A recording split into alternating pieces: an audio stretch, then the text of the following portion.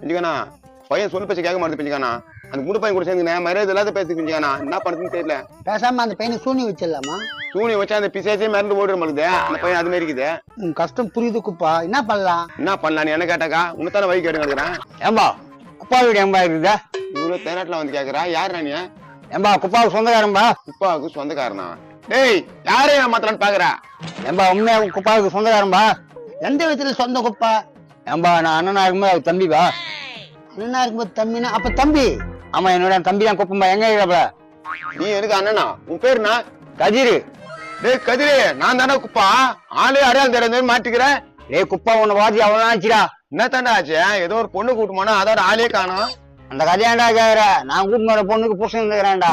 ஆனா கரை மூச்சுனா அதுக்காடா வீட்டுல சண்டை வச்சு போனா. சரி அப்புறம் என்ன ஆச்சா?